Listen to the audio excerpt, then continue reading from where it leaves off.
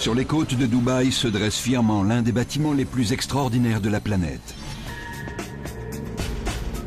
Avec ses 321 mètres de haut, il rivalise avec la Tour Eiffel. C'est l'hôtel le plus élevé sur Terre et peut-être le plus luxueux. Il est fait pour éblouir. Son nom signifie la Tour des Arabes. Voici le Burj Al Arab.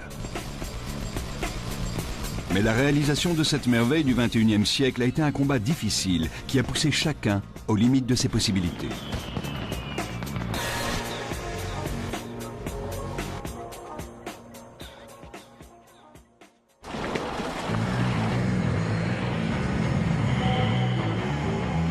En novembre 1994, la construction de l'hôtel le plus grand et le plus luxueux de la planète commence. Dès le premier jour, la pression est au maximum.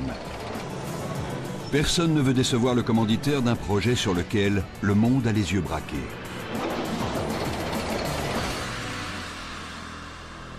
Le cheikh Mohammed bin Rachid Al Maktoum, prince héritier de Dubaï, est à l'origine de cet édifice spectaculaire. Il veut ainsi désamorcer la bombe à retardement économique qui menace son pays, comme l'explique son proche conseiller, le sultan bin Sulayem. Il sait qu'on n'aura plus de pétrole, que les réserves seront épuisées un jour ou l'autre, et alors il aura deux options. Prendre les devants et trouver une alternative pour soutenir l'économie de son pays, ou attendre de l'aide.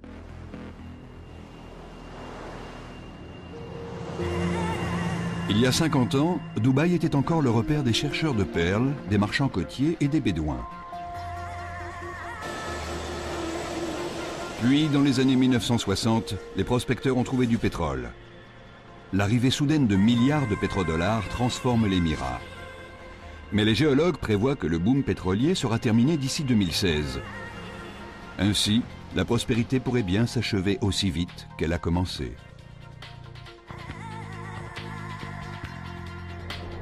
Pour assurer sa survie économique, Dubaï doit tirer profit de sa géographie. Ce minuscule émirat, grand comme la moitié de la Corse, se trouve dans le golfe Persique. Mais il possède trois atouts majeurs. Le soleil, le sable et la mer. Pour éviter le marasme économique, le cheikh Mohammed prend une décision capitale. Faire de son pays l'une des destinations touristiques les plus sélectes au monde en attirant la riche clientèle du golfe Persique. Pour cela, le cheikh a besoin d'une pièce phare.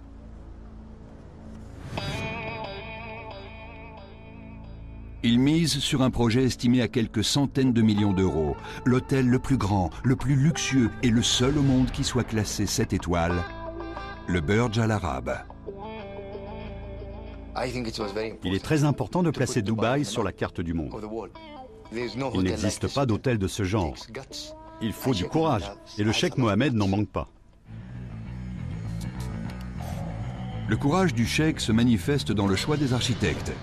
Une équipe de jeunes Britanniques suffisamment audacieux pour relever le défi, mais sans grande expérience. Ils sont dirigés par l'architecte en chef, Tom Wright. L'âge moyen est de 32 ans. Pas de vieux parmi nous. Personne n'avait fait plus de 15 chantiers. J'étais bluffé par l'échelle et l'immensité du projet. Tom Wright et ses collègues ont la réputation d'innover, mais ils sont plus habitués aux écoles et cabinets d'architectes.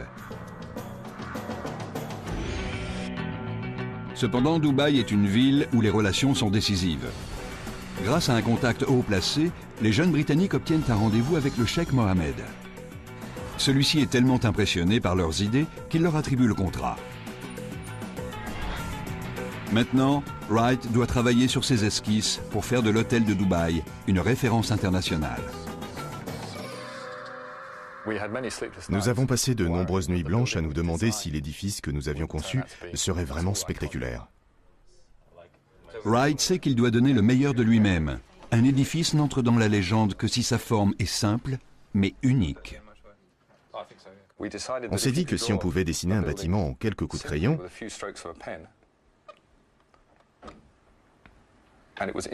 et que s'il était immédiatement identifiable, mais également représentatif du lieu où il se trouve, ici l'Égypte, il deviendrait automatiquement une référence. Des bâtiments de ce type, il n'en existe pas plus de 10 dans le monde. L'Opéra de Sydney en Australie.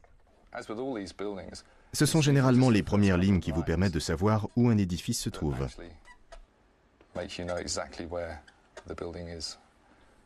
Paris. Il faut mettre un drapeau dessus. Tom Wright et son équipe pourront-ils être à la hauteur de Gustave Eiffel? C'est le genre de défi qui ne se présente qu'une fois dans la vie. Après de longues journées de recherche, les architectes trouvent une idée de génie. On était assis autour d'une bière et on regardait un voilier sortir du club de voile de Dubaï. Un voilier, ça évoque l'aventure, l'excitation. Et on s'est dit, hé, mais voilà!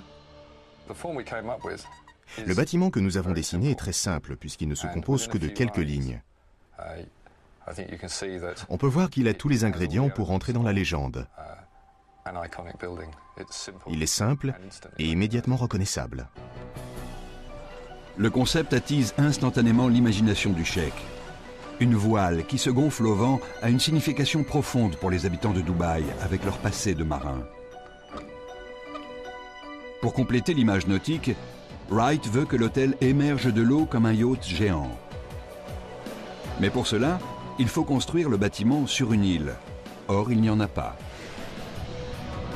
Wright ne baisse pas les bras pour autant. Il propose de créer une île spécialement pour l'hôtel, une première à Dubaï. Construire sur l'eau augmente les risques et les coûts. Wright pourra-t-il convaincre ses collègues de la faisabilité de ce projet audacieux? Je me souviens que je plaçais la voile sur la mer et que le reste de l'équipe la plaçait sur le rivage. Et nous avons tourné en rond comme ça pendant longtemps jusqu'à ce que le client finisse par dire « Non, nous construirons sur l'eau ».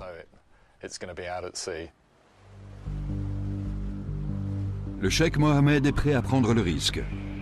L'hôtel verra le jour à 270 mètres de la côte. Personne n'a jamais bâti de gratte-ciel de cette taille sur une île artificielle. Cette structure de 321 mètres et de 250 000 tonnes devra résister au séisme et aux courants marins. Wright a gagné la première bataille. Le Burj se dressera sur la mer. Mais le temps et son refus du compromis vont obliger ses collaborateurs à se surpasser.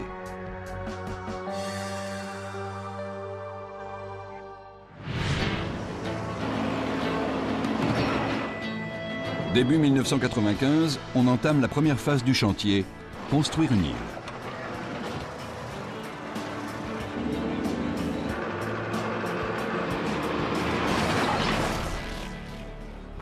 Mais les architectes inexpérimentés vont être confrontés au climat rude de Dubaï. Le 27 avril, une violente tempête appelée Chamal balaie le golfe Persique et s'abat sur le littoral. Plusieurs plateformes de construction se trouvent sur son passage. Chacune est chargée de 10 000 tonnes de pierre. Les architectes sont parés à toutes les conditions météorologiques, mais Simon Crisp restera marqué par la violence de la tempête. Des vagues de 3 à 4 mètres venaient s'écraser sur la plage. Et de voir ça, ça nous a vraiment alertés.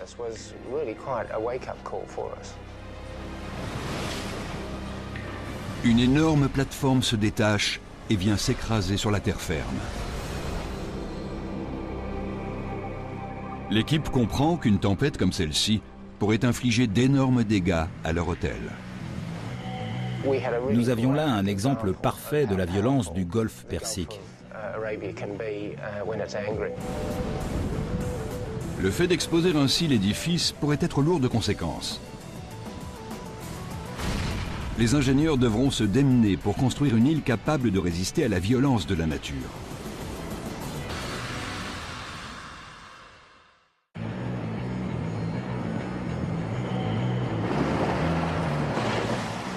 Cinq mois après le top départ, la construction de l'île qui abritera l'hôtel le plus haut du monde en est à une phase cruciale. Le cheikh Mohammed de Dubaï mise sur ce projet pour reconvertir son pays producteur de pétrole en destination touristique haut de gamme. Mais un débat fait rage sur la hauteur de l'île. L'architecte Tom Wright souhaite qu'elle soit basse, pour donner l'impression qu'une voile surgit de l'eau. Nous avons longuement débattu sur la hauteur de l'île. Pour des raisons esthétiques, je voulais qu'elle soit proche du niveau de l'eau. Dès le départ, il s'oppose à l'ingénieur Mike McNicholas, responsable de la sécurité de l'île. Tom voulait que l'île soit aussi basse que possible, au ras de l'eau.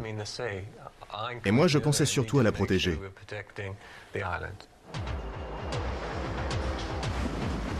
McNicholas craint par-dessus tout que les vagues endommagent l'hôtel, voire entraînent des clients vers la mer. À l'origine, les ingénieurs voulaient construire l'île en pierre. Le matériau est disponible dans la région et la technique est prouvée. Mais Wright rejette cette idée. Une île en pierre devrait être bien trop grande pour résister aux flots. McNicholas teste de tout nouveaux blocs de béton conçus pour réduire l'impact des vagues. Dans le Golfe, personne n'en a encore jamais utilisé. J'ai dû insister pour qu'on fasse un test. C'était le seul moyen de savoir si l'île serait sûre.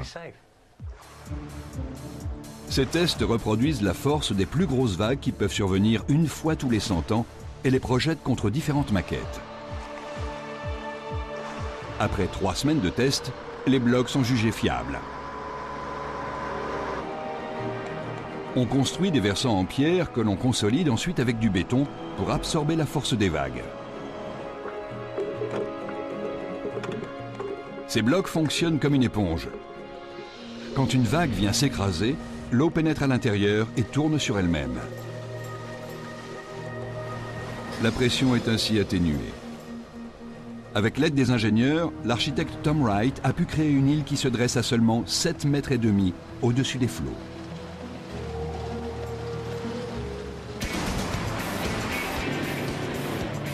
On attaque maintenant la deuxième phase du chantier.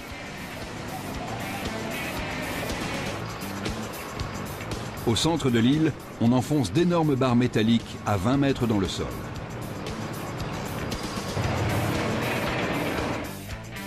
Cela crée un mur d'acier triangulaire, un caisson étanche, qui formera l'extérieur du sous-sol de l'hôtel, une fois que le sable aura été retiré. Mais cette dernière opération peut être dangereuse. C'était un véritable défi qui nous taraudait jour et nuit, 7 jours sur 7. Comment empêcher que l'eau n'infiltre la structure? Comment éviter que la mer ne pénètre dans les fondations et nous inonde?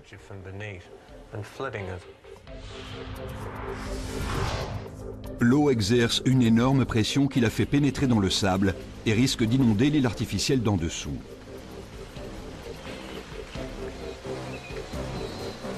Pour empêcher toute infiltration, McNicholas injecte du ciment liquide dans le sable pour rendre son mur d'acier étanche. Mais à mesure qu'on retire le sable pour former le sous-sol, il y a moins de poids pour contenir la force de la mer. C'est un test pour le caisson étanche. Dans le pire des cas, la pression de l'eau aurait pu faire sauter tout le bas de la fosse, comme un bouchon de champagne.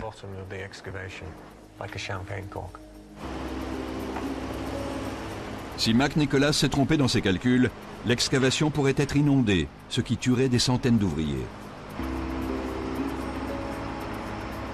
Mais il s'en tient à son plan. Une fois le caisson installé, les pelleteuses commencent à retirer le sable. En homme responsable, McNicholas ne va pas laisser les ouvriers prendre le risque seuls. Je me disais que je devais être l'un des premiers à descendre au fond de la fosse. J'ai regardé vers le haut, à 10 mètres au-dessus de moi, en pensant que chaque côté du caisson devait résister à la forte pression de la mer. Au cours du test, le mur d'acier résiste à l'eau. L'un des moments les plus forts de ma carrière, c'est quand je me suis trouvé au fond de l'excavation et que j'ai vu que le mur d'acier contenait la mer. Mon plan fonctionnait.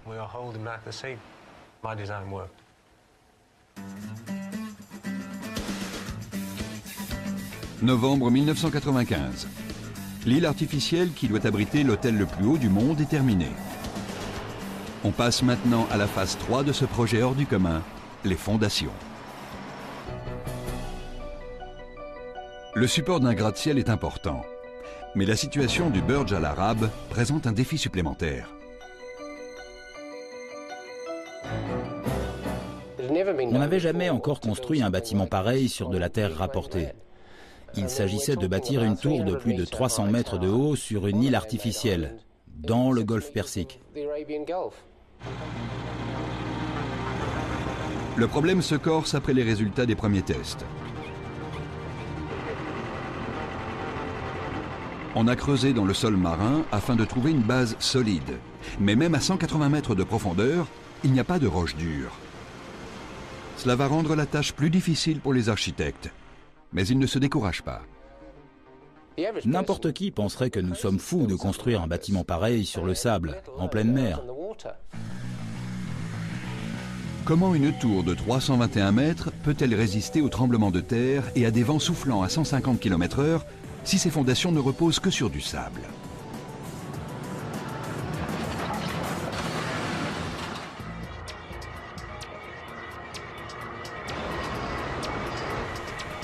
Sur une île artificielle à 270 mètres de la côte de Dubaï, les ouvriers construisent la base de l'hôtel le plus haut du monde, le Burj Al Arab. Mais sous le site, il n'y a pas de roche solide pour supporter les fondations d'un gratte-ciel. Les architectes ont un plan: installer des piliers en acier et en béton renforcé dans le sable.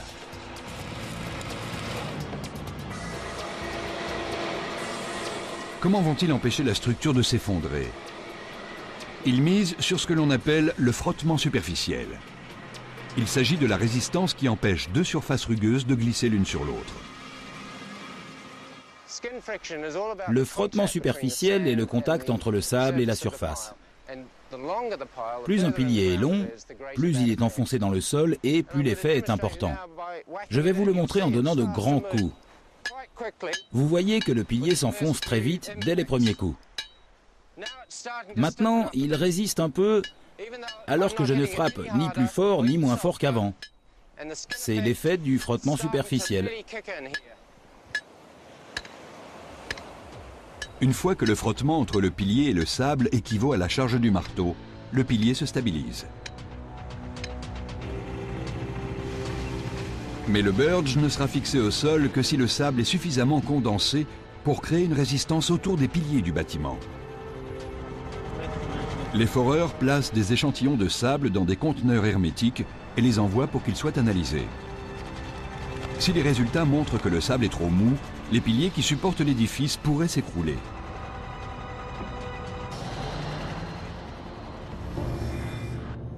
La situation géologique de Dubaï a de quoi inquiéter. L'émirat repose sur un énorme plan de faille. La tour élancée pourrait donc céder au tremblement de terre.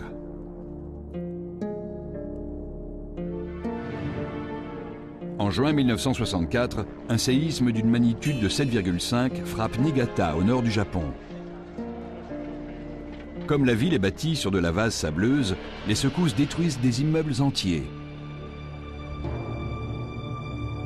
Ce n'est pas un tremblement de terre comme les autres, mais un phénomène dévastateur, baptisé liquéfaction.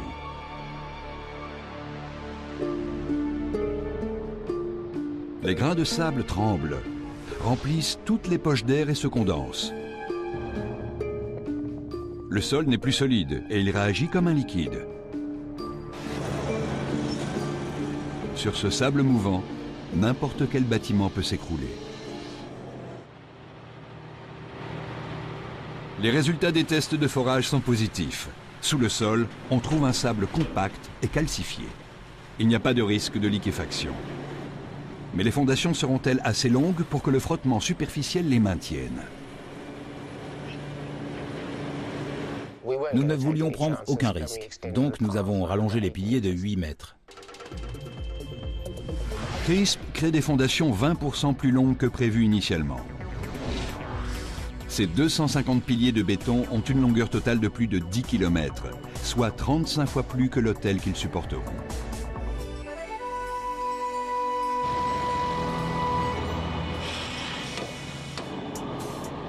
Les ingénieurs résolvent un à un les problèmes que pose la réalisation de cette structure hors du commun. Mais en 1996, ils font face à de nouveaux obstacles en attaquant la phase 4. la construction de l'hôtel proprement dit. Le bâtiment devait relever les pires défis que le golfe peut présenter. L'hôtel est constitué de minces murs de béton, incapables de résister seuls aux éléments. Pour tenir face aux vents forts et aux tremblements de terre, l'architecte trouve une solution visuellement surprenante. Une gigantesque structure d'acier à l'extérieur du bâtiment principal, appelée exosquelette. Une série de grandes poutres diagonales relie deux énormes arcs métalliques au dos du bâtiment. Wright a conçu un édifice unique en son genre. Mais les poutres géantes vont donner du fil à retordre à Anthony McCarter, l'ingénieur qui doit les installer. Ces poutres m'ont valu 4 mois de migraine, d'insomnie, d'inquiétude et d'angoisse. Elles doivent être extrêmement solides pour maintenir l'exosquelette. Mais l'esthétique est aussi importante. Il était essentiel que ces poutres diagonales soient très élégantes et très belles, comme elles sont apparentes. Ce bâtiment doit séduire le monde et faire de Dubaï une destination incontournable. Wright refuse tout compromis. J'allais voir Tom avec une proposition différente à chaque fois. Je me souviens qu'une fois, j'avais 7 propositions. Et il m'a dit non, non, non, ça ne va pas, ça ne va pas. McCarter trouve enfin une forme viable sur le plan technique et assez élégante pour convenir à Wright. Mais maintenant, c'est un cauchemar pour Malcolm Murphy, l'entrepreneur. C'est bien beau de faire de jolis dessins, mais nous, on doit construire.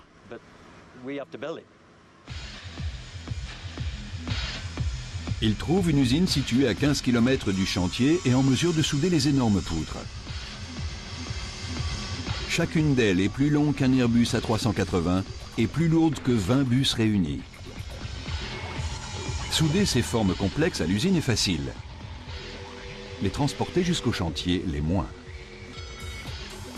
Chaque poutre pèse en effet 165 tonnes et mesure 85 mètres de long.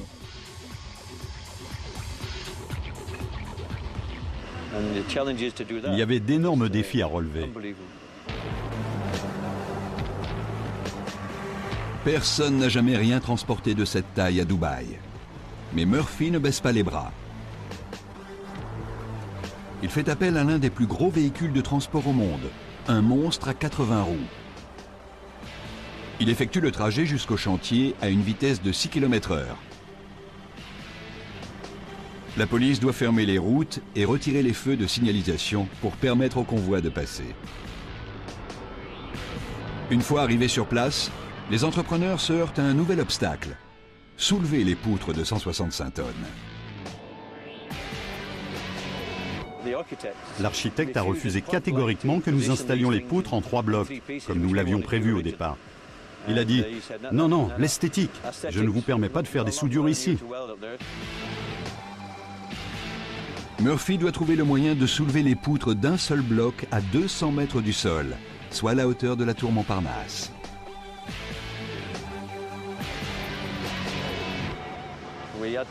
Nous devions trouver une idée pour soulever ces monstres. Nous avions 3 énormes grues, mais elles n'étaient pas assez grosses pour soulever les poutres diagonales. Murphy doit chercher la solution ailleurs. Il fait venir un appareil de levage spécial de Singapour. À 15 mètres du bâtiment, son équipe installe des treuils en porte-à-faux comme ceux utilisés sur les plateformes pétrolières.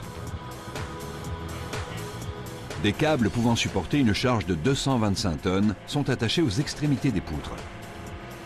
Je peux vous dire que nous étions très nerveux le matin où nous avons soulevé la première poutre. Imaginez 30 à 40 hommes qui n'en dorment plus de la nuit la semaine avant le jour J. Les 2 treuils massifs supportent la charge, puis soulèvent péniblement la poutre diagonale le long du bâtiment. Tout se déroule comme prévu. Murphy et son équipe ont résolu le problème, mais les poutres leur réservent encore une mauvaise surprise. Elles doivent être placées avec une précision chirurgicale. Or, à Dubaï, la température peut varier de 14 degrés en une journée, ce qui risque de dilater ou de contracter les pièces d'acier. C'est ce que l'on appelle l'expansion thermique. C'est un véritable cauchemar de travailler par 50 degrés dans le désert. L'acier se dilate sous la chaleur et se contracte quand il fait froid. Bon, allez-y. On va chauffer l'acier pour vous montrer à quelle température on travaillait dans le désert. Sous la chaleur, les molécules d'acier se modifient plus vite. Ainsi, ce tube de 15 mètres s'allonge et la différence est visible. Qu'est-ce que je vous disais? L'acier se dilate sous la chaleur. Les poutres diagonales du Burj Al Arab pourraient se dilater ou se contracter de 5 cm en 24 heures. Elles ne pourront pas atteindre leur emplacement exact sans une solution ingénieuse. Les ingénieurs, les fabricants de structures et d'acier, les architectes, enfin, tout le monde y a réfléchi. Et c'est un architecte qui a trouvé la solution. La fixation contient un gros joint percé d'un trou en son centre. Celui-ci pivote jusqu'à ce qu'il s'aligne sur le trou de la poutre diagonale. Puis, on place une tige métallique d'environ 30 cm de diamètre dans les deux trous pour les maintenir. Ce dispositif astucieux laisse un jeu de 5 cm nécessaire à l'installation. À présent, la poutre est parfaitement fixée. Quand on a inséré la tige, on aurait dit un bouchon de champagne qui explose. C'était incroyable. Mais les hommes n'ont pas le temps de faire la fête. Les premiers invités de marque sont attendus pour le passage à l'an 2000. Cela laisse moins de 36 mois pour achever le projet. Pour le cheikh Mohammed, il fallait livrer le Burj Al Arab hier.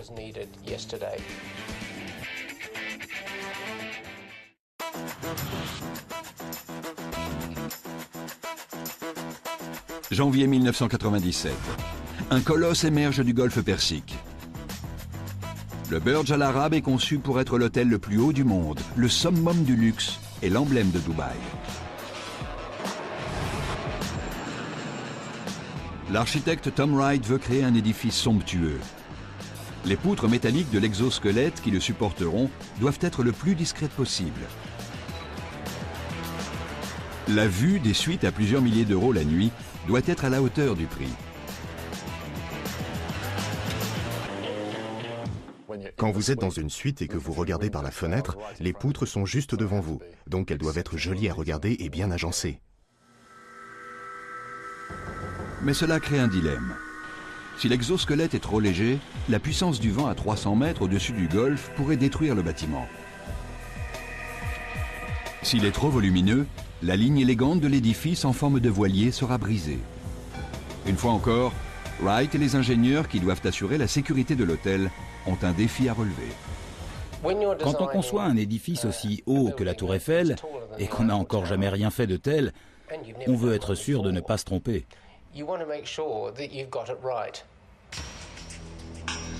Cette structure est insolite. Et pour la première fois dans l'histoire de Dubaï, les ingénieurs décident d'effectuer des tests dans une soufflerie. L'ingénieur Volker Budgereit sait que le Burj Al Arab est unique en son genre. Avant ce projet, la plupart des bâtiments dans le Golfe étaient de forme plutôt conventionnelle, carrée ou rectangulaire. Donc, il était tout à fait inhabituel d'effectuer un test dans une soufflerie pour un bâtiment. Mais c'est essentiel pour cette structure exceptionnelle. La soufflerie reproduit les effets du vent sur cette maquette réduite au 50e. Ce bâtiment est soumis à de très fortes pressions, 2 fois plus importantes que dans une ville d'Europe occidentale. Nous avons mesuré notamment la pression correspondant au poids d'une voiture en suspension. Les résultats du test indiquent que tout l'exosquelette est menacé. Quand nous avons vu le plan, nous avons tout de suite pensé aux vibrations en raison du vortex.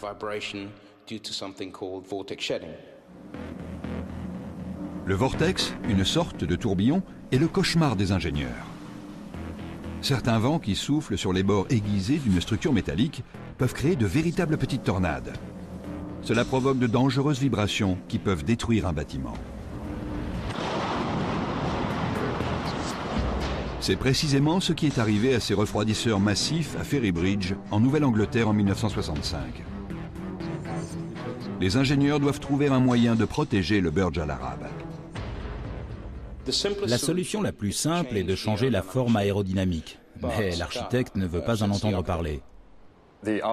L'intérêt de l'exosquelette, c'est qu'en le regardant, on comprend que c'est l'essence même du bâtiment. Si on l'enlève, le bâtiment devient banal. Avec l'exosquelette, on sait qu'on a un chef-d'œuvre. Les ingénieurs doivent réfléchir à nouveau. On s'est rendu compte qu'il fallait trouver une astuce qui ne soit pas visible, mais qui réduise les vibrations.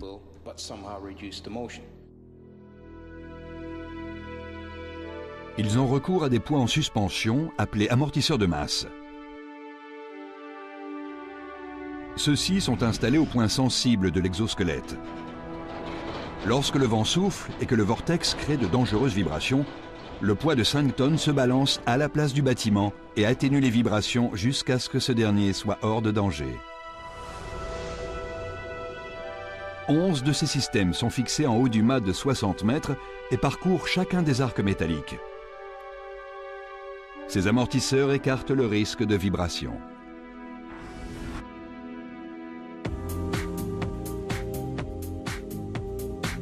Juin 1997. Dubaï se présente comme la destination touristique haut de gamme.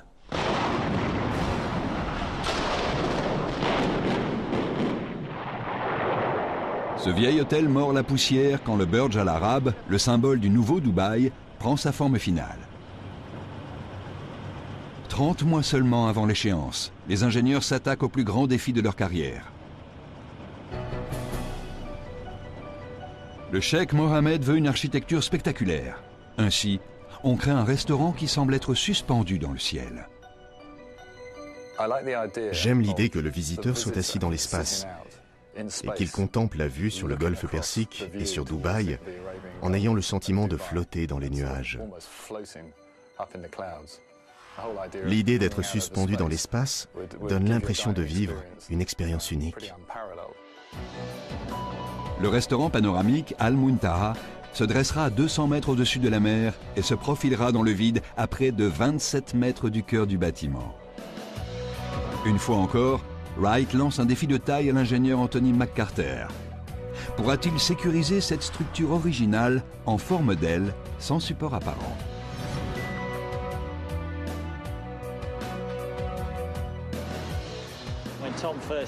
Quand Tom m'en a parlé pour la première fois, je dois bien dire que je l'ai pris pour un fou. Ce restaurant a la taille d'un immeuble et Tom a décidé de le placer hors du centre de gravité de la structure de support. Donc il risquait de tanguer et les ingénieurs devaient trouver le moyen de le stabiliser.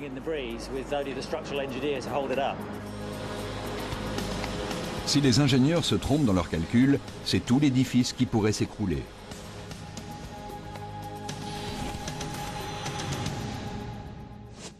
McCarter trouve une solution au problème de gravité qui élève le génie civil vers de nouveaux sommets. Au dos du bâtiment, il installe une série de fixations métalliques qui soutiennent 10 énormes poutres d'acier mesurant jusqu'à 1,60 m de haut.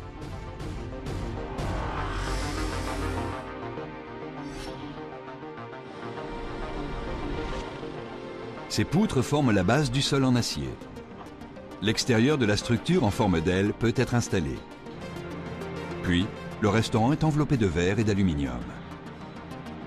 Cette structure qui défie la gravité résistera à des vents soufflant à 160 km/h. C'est une prouesse technique.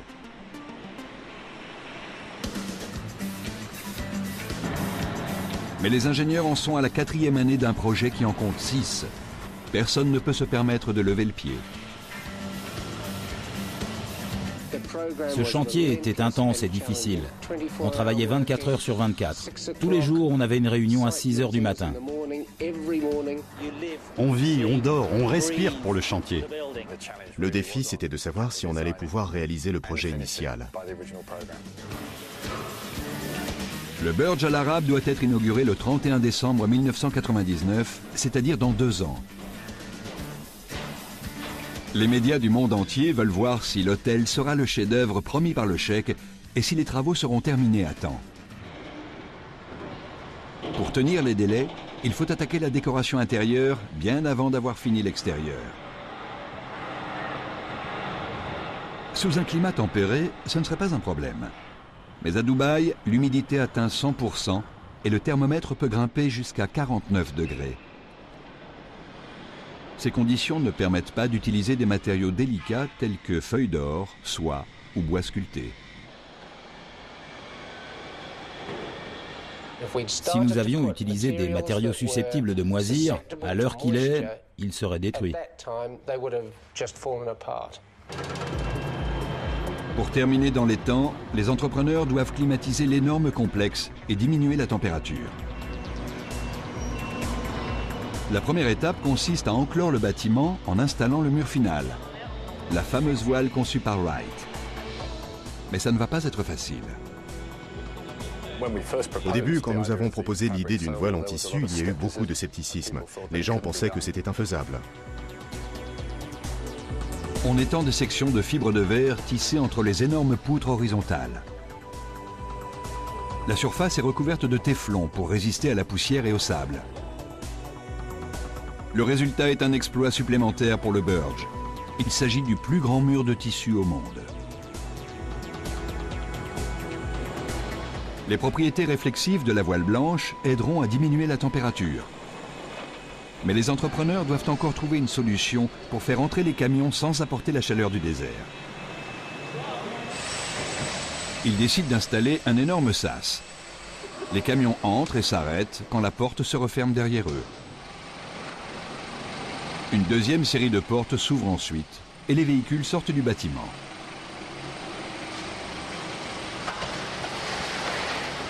Le sas et le mur de voile parachèvent l'extérieur de l'édifice, mais il est très difficile d'abaisser la température dans un espace de cette taille. Cette structure possède le plus grand atrium au monde, qui s'élève à 180 mètres. Tout cet air chaud peut contenir bien plus de vapeur d'eau que l'air froid. Si on refroidit trop vite cet espace humide, on créera une condensation incontrôlable.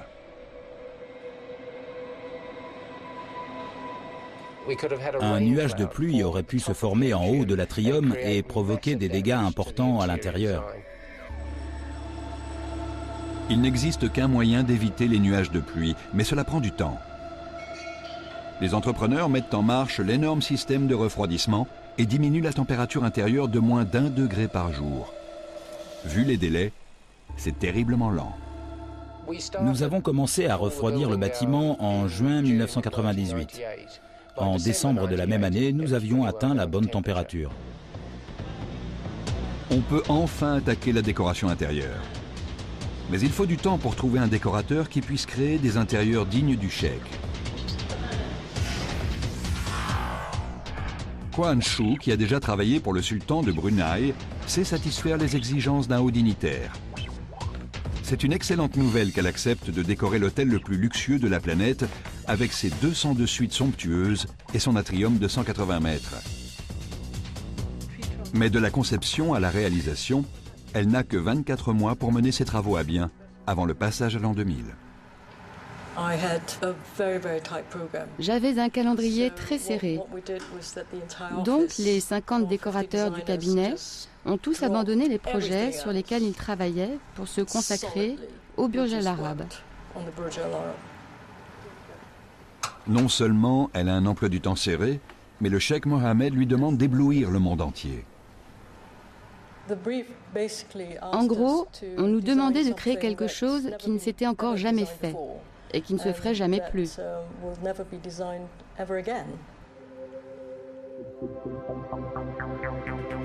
Quan Shu et son équipe remuent ciel et terre pour créer un intérieur qui convienne au cheikh. Mais alors qu'ils se démènent pour tenir les délais, un problème encore plus grave survient. Le cheikh veut offrir à ses clients tous les gadgets électroniques possibles et imaginables dans leur suite. Ces nouveaux équipements pourraient avoir de graves conséquences. Un membre de l'équipe se retrouve en première ligne. L'ingénieur électricien Bob Roos fait face au plus grand défi de sa carrière. C'était un changement radical dans la décoration intérieure. Et du jour au lendemain, il fallait augmenter de 50% la puissance électrique du bâtiment. Avec les nouveaux projets du Sheikh, chaque suite de l'hôtel nécessite 14 kW. C'est 8 fois la puissance d'une maison moyenne en Europe. Avec 202 suites, cela correspond aux besoins en électricité d'une ville de plus de 6000 habitants. L'hôtel sera équipé de rideaux électriques, de 52 000 lampes, la plupart avec des variateurs, et de plus de 5000 km de câbles. Tous ces équipements électroniques peuvent brouiller les ondes du courant électrique et créer un problème de distorsion harmonique, c'est-à-dire faire fondre le gainage des câbles et déclencher un incendie.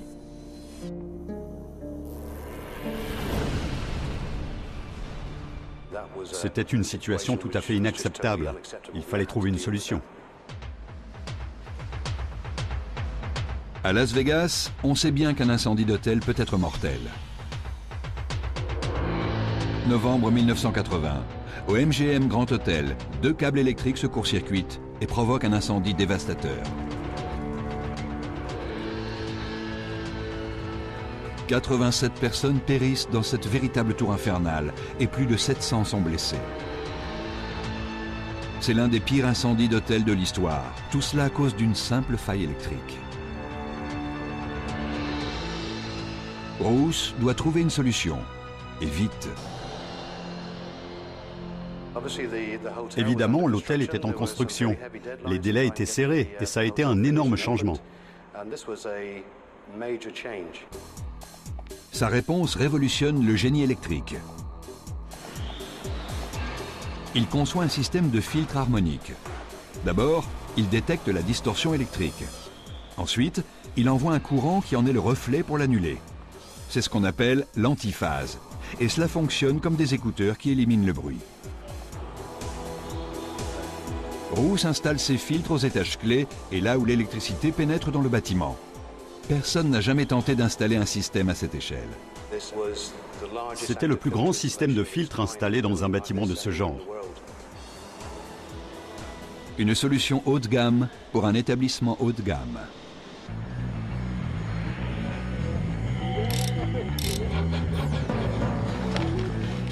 Les hommes qui ont construit le Burj Al Arab peuvent se vanter d'avoir accompli une série d'exploits.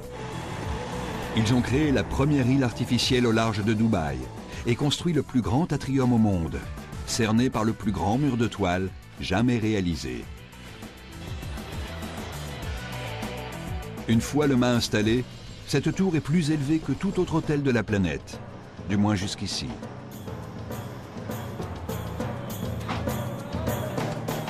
Après 5 ans de travaux, l'équipe entame une étape importante. L'extérieur est presque achevé, mais la décoration intérieure de l'hôtel le plus luxueux du monde a pris du retard. Cette étape a toujours été une course contre la montre. Et le cheikh Mohammed va donner du fil à retordre aux décorateurs.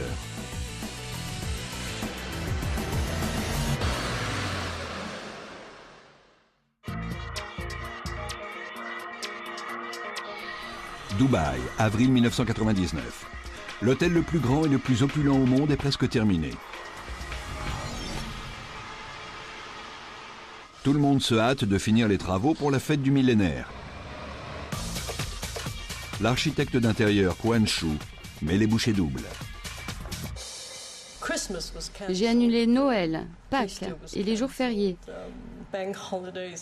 J'ai travaillé 50 à 60 heures par semaine.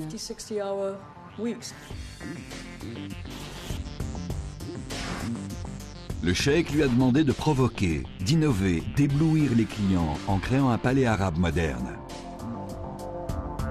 Elle lui offre plus de 24 000 mètres carrés de marbre en provenance d'Italie et du Brésil, soit l'équivalent de 3 terrains de football. Les quelques 8 000 mètres carrés de feuilles d'or de 22 carats donnent l'impression de luxe escompté. Elle complète l'ensemble par des chandeliers de cristal, de l'argent et du velours. Mais pour le plus grand atrium au monde, Quan Chu prend une décision radicale. Elle opte pour le minimalisme et laisse l'architecture complexe parler d'elle-même en peignant tout en blanc. Elle a quasiment rattrapé son retard.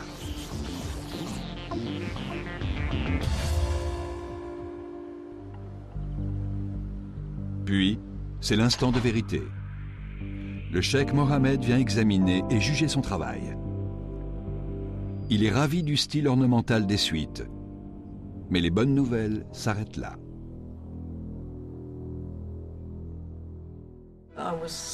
J'ai été convoquée et on m'a demandé quand j'aurais fini l'atrium. J'ai dit que c'était déjà fini. Et malheureusement, on m'a répondu « Non, où est la couleur ?» Le cheikh rejette complètement le style blanc de l'atrium. C'est trop terne. Pas assez excitant, pas assez brillant, pas assez coloré, pas assez riche.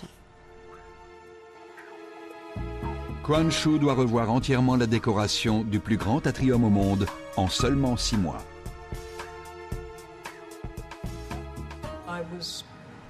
Je vivais et je dormais au Burj Al Arab.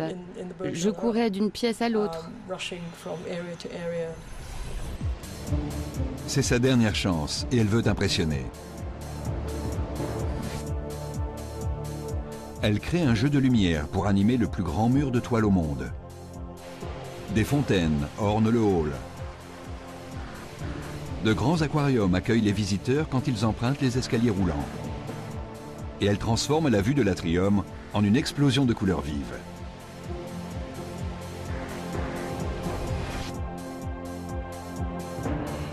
Cela conviendra-t-il au cheikh Mohammed?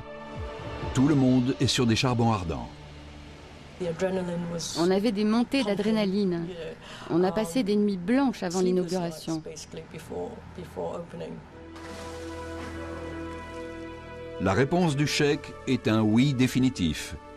Il est ravi et approuve le projet. Le cheikh Mohammed pense que maintenant c'est un hôtel 6 ou 7 étoiles et que son rêve est devenu réalité. Les portes s'ouvrent aux premiers clients en décembre 1999, un mois avant le nouveau millénaire. Le cheikh Mohammed vient admirer le dernier coucher du soleil du siècle depuis son superbe nouvel hôtel.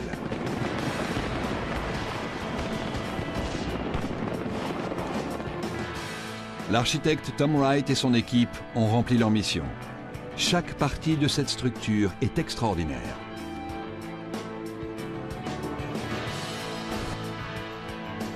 Au restaurant du rez-de-chaussée, une équipe de plongeurs s'occupe de 700 poissons exotiques dans un aquarium de 280 mètres cubes. Cela permet aux clients d'observer de près les requins en mangeant. En haut de l'hôtel, le restaurant construit en porte-à-faux, véritable prouesse architecturale, donne l'impression de dîner dans le ciel, comme le souhaitait Tom Wright. Une combinaison spectaculaire de feu et d'eau accueille le visiteur à l'entrée du bâtiment. Séjourner dans cet établissement coûte cher. Les suites se menaient jusqu'à 25 000 € la nuit. Les clients les plus fortunés disposent d'un héliport qui pèse 330 tonnes et culmine à plus de 200 mètres au-dessus de la mer.